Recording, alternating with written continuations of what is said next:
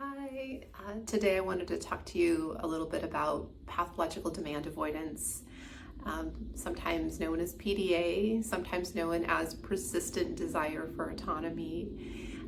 It's becoming known that many times it's paired with autism, ADHD, and when children have PDA, they tend to have a strong reaction of what they're told to do.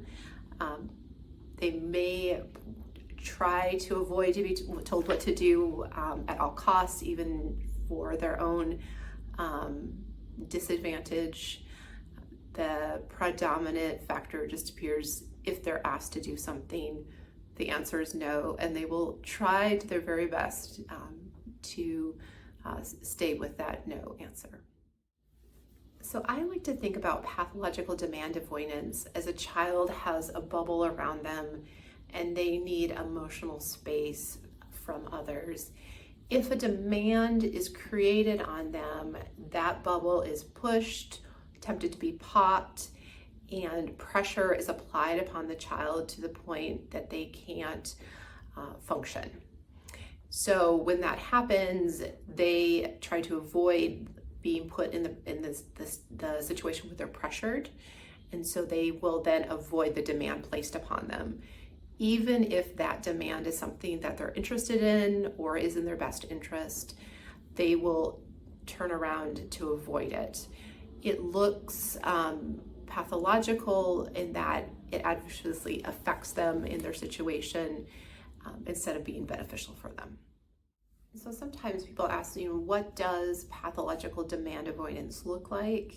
I think the most straightforward is when a child is asked to do something and they avoid that demand, so they do what they can to not meet it.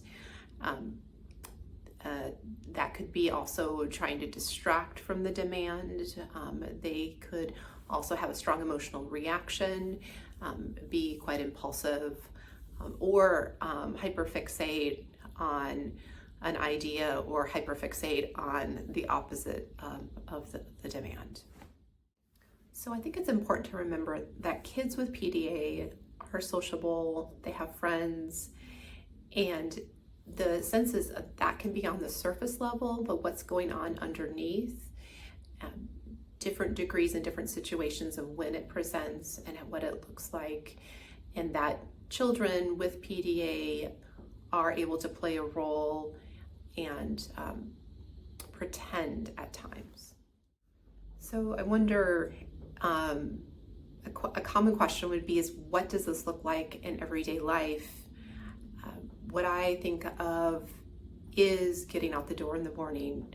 There are so many steps, so many demands of getting out of the door in the morning, getting up, getting dressed, having breakfast, cleaning up, hair brushing, teeth brushing, shoes. So any of those can be a point of contention, of sticking, limiting, moving forward. So you can see where a child with PDA who may be quite intelligent, quite capable, might really struggle with the simple day-to-day demands put upon them. And that's where it can be important to change the framework of how it's approached and looking at partnering with the child instead of looking at creating demands for them. And so then that can change a morning that goes very chaotically, very stressfully, into a morning that at times can flow, not every day, but at times can flow, where a child has some choice, a child has some say, and by using more what's called declarative statements, that can create more collaboration with the child to allow them then to pick out options for their morning. Hi, I'm Dr. Joy. Here at Orchid Pediatrics, we support kids with development and behavioral differences. I come at this work as a parent, and I empathize with families as they're going through this process, given my experiences as a parent.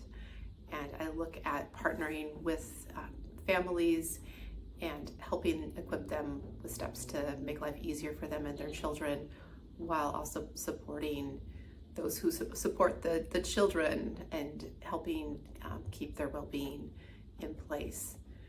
Please subscribe to our channel.